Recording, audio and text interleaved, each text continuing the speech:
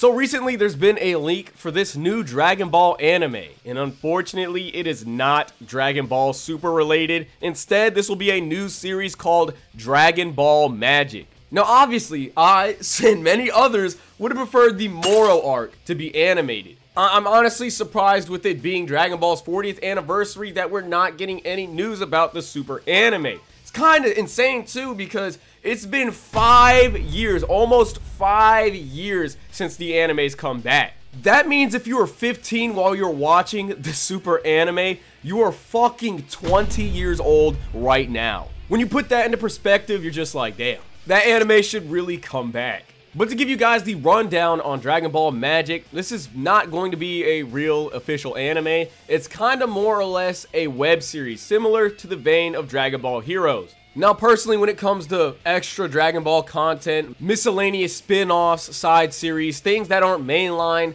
those things are cool, but I'm not personally in a rush to look at them. Let's be real, how many of you actually watch Dragon Ball Heroes? If you like Dragon Ball Heroes, you're just not a casual DB fan. Or maybe you are, but for the most part, let's just say that you're basically going out of your way to look at a web series, so I would consider you more of a fan than others. And the same could be said with Dragon Ball Magic. Now, the big thing here is, I feel like there's two types of Dragon Ball fans. There are Dragon Ball fans that obviously like the fights and the more or less epic aspect that the series brings to the table. And there are other fans that are very niche that find the world of Dragon Ball to be very appealing. Me, I'm kind of on both sides of the spectrum. I like both. And I would say I more or less lean towards the world building aspect and the magical sci-fi blend that Dragon Ball has. At least that's why I like it. And it's kind of interesting to see the type of direction and support that Toei is giving this more niche, this more adventure side of the Dragon Ball universe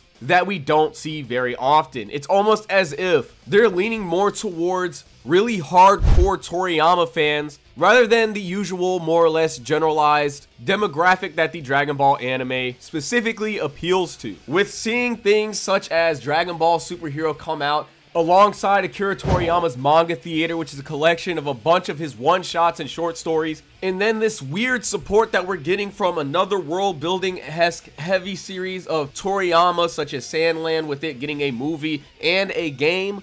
And now with this new series, Dragon Ball Magic, it's really interesting to see what direction this story is going. Personally, I'm very excited, but I don't really know who's actually going to watch this.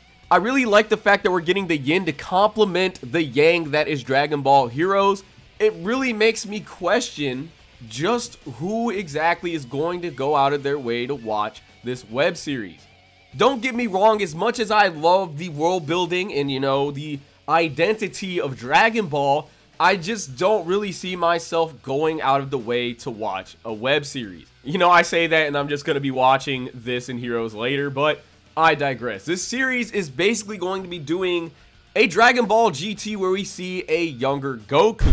But what makes this special is he will be traveling alongside the Kaioshin. And they're both going to be cursed as little kids, and this web series will be about them venturing around the world of Dragon Ball trying to get their adult bodies back. Now, see, I really like this because this reminds me of Dragon Quest. This is what I like about Dragon Quest a lot because Dragon Quest is kind of like D&D Dragon Ball. You take Akira Toriyama's style, his sauce, and then you throw a D&D spin on it, and that's essentially Dragon Quest. And I love that because I like seeing all the monsters and creatures that Akira Toriyama draws and going on an adventure, fighting them, and exploring. And the fact that we're getting this more exploration side of the series is something that I think, even if you don't like that side of Dragon Ball, you should still get a chance because you might fall in love with a brand new aspect of this series that you've never even considered or saw before.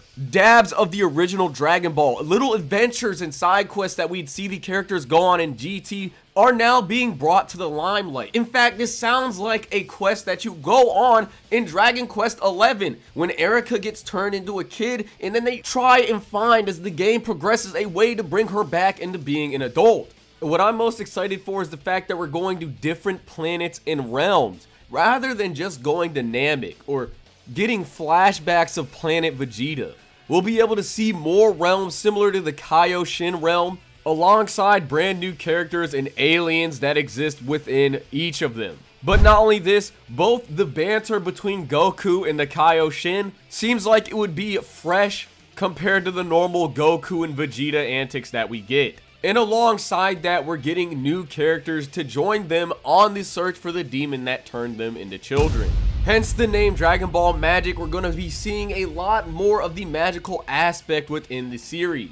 More characters like Uranai Baba and Babidi, or more demon and magic based foes like Janemba, Hirudegan, and Boo. And honestly, after all the robot mumbo jumbo that we got with Dragon Ball Superhero, I feel like that this is a much needed change of pace. Not only this, people have been complaining about the series lacking stakes for a while, but now that the fact that we have a younger Goku going on adventure with the Kaioshin, I would say that this does raise the stakes. Because obviously with the Kaioshin and Goku not being as strong as he possibly should be, that would put both of them in danger. And if the Kaioshin were to die, so does the Hakai-Shin, the god of destruction. Goku's gonna have to protect him, and if he does die, everything's going to hit the fan. What if they get stuck in a realm where they cannot access the Dragon Balls? Stuck in a universe where they can't get into contact with anybody from Universe 7?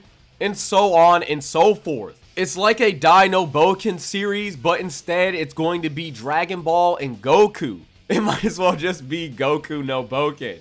I guess my closing thoughts and what I'd sum up from this is the fact that I do think this is amazing and I think it's refreshing for the series, but I don't really see this being successful in the long run because I honestly don't know who is actually going to be interested in this, because the majority of the Dragon Ball fans don't appreciate these aspects of the series. I do like that we're getting this more Dragon Quest-esque adventure, this Toriyama-esque, because every single time Toriyama writes a manga, he does bring this kind of stuff to the table in terms of Sandland, in terms of Kintoki, and other series he's made along those lines. I just hope with this series, it'll open up the eyes of viewers who finally might find a newfound love, a aspect that they've been sleeping on within the series that's been there the entire time. Because unfortunately, it's never been really taken full advantage of until now. I do like spin-offs with series because you take the same identity of the series, let it retain something, but explore a different avenue, allowing for interesting writing scenarios like Goku and the Kaioshin. What kind of conversation are these guys gonna have with each other during an adventure? What is it gonna be like with current Goku inside the body of a child? This isn't going to be like GT, because Toriyama is going to be a lot more involved. So personally, I can't wait to check it out. Is it something that I'm going to get crazy over in terms of excitement? Probably not. In fact, I'm kind of afraid I might forget about it because this is just a web series.